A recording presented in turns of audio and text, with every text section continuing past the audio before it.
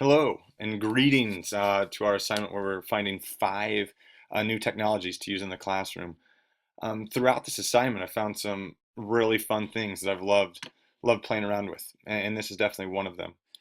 This site or this particular tool that I found is called Fakebook, and we will just go to our browser and we will open up a new page, and we're just going to type in Fakebook.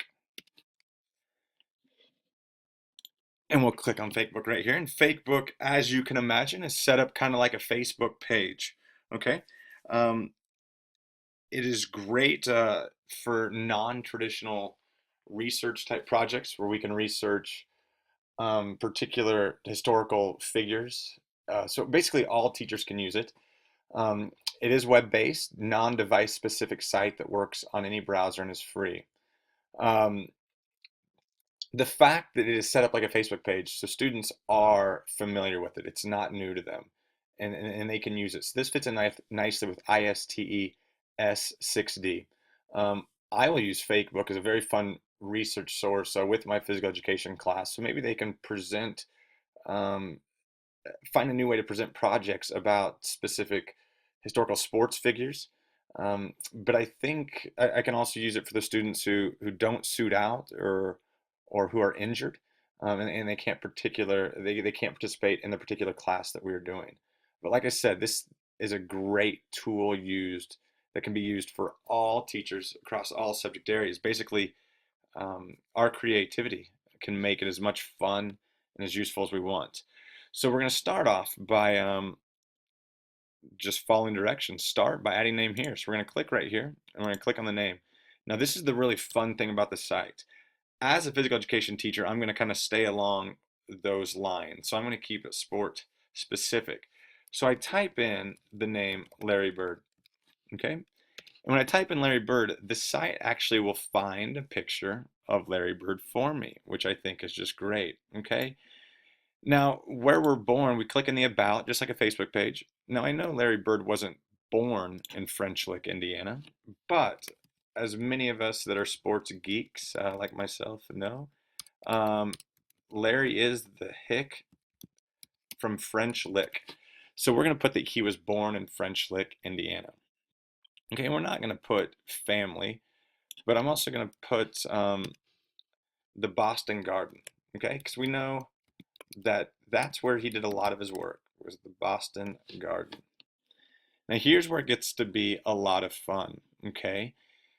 So friends, we're gonna click on friends of Larry Bird. Now you can do it several different things. You can ask your students to research allies if you're doing this with war leaders. For this specific assignment that I am showing you guys, I'm gonna do teammates of Larry Bird. So if I was to type in Danny Ainge, we would see a photo, if I spelled Ainge correctly, um, Ainge, experiencing technical difficulties. This has worked before. We'll skip over Danny. We might come back to him after I correct that spelling. The Chief, there's Danny. See, technology, just got to wait for it. So there's a picture of Danny Ainge that pops up, who was one of Bird's teammates in the 80s and early 90s. The Chief, Robert Parrish, who was a center during these successful teams. And of course, we're going to do some thinking now with the website. There's the Chief. We can even go to Red Auerbach, who was a mastermind behind creating some of these great Celtics teams.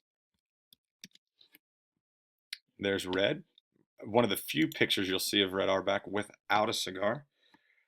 And now this isn't a particular teammate, but perhaps the most successful basketball player ever, Bill Russell, who won numerous rings with the Boston Celtics and was a great defender. In fact, the NBA Defensive Player of the Year the award is named after Bill Russell. Another great player, Bob Cousy, who was a famous Celtic. And I love the picture they bring up of Bob, just a pair of old basketball shoes. I guess we don't have any pictures of Bob. Now you can upload pictures, but I think it's great to show that if you type in historical names, this website will find those particular pictures. And we'll throw in one more. We'll just throw in the dream team. As many of us are aware, or maybe not, maybe it's just nerds like me.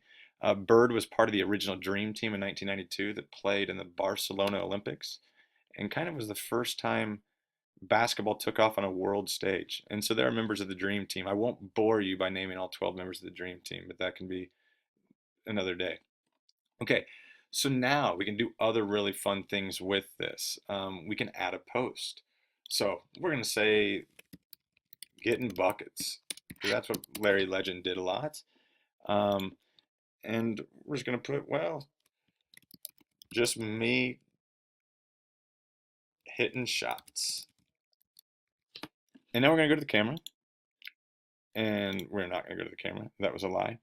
We're going to hit enter a few times, just like we would on any other kind of website, or how we would drag and drop things. We will go to, we're on a YouTube site, on the YouTube site right now, and we'll just put in Larry Bird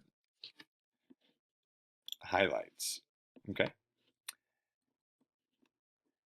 And there are obviously several that we can go to and that we can find. Okay. And we will just click on Larry Bird Ultimate Highlight Reel. And we're not going to watch the whole thing, but I am going to copy the URL. I'm going to go to our Fakebook account, and I'm going to paste it in there, and I'm going to post. So as we can see, just like a Facebook page, it puts right there, getting buckets earlier today, just me hitting shots. So if this was Larry's page. So you can use it to find great historical events that people were, played a role. So this is one of Larry's highlight videos. Like I said, I think it's a fabulous way, a really fun way to change things up. I think you can use this with any grade level, any subject. It's just up to you as the teacher to test the students' creativity and to kind of see, what fun things they can produce with this. So I hope you've enjoyed Fakebook, and hopefully you can use it as a valuable asset in your classroom. Thank you.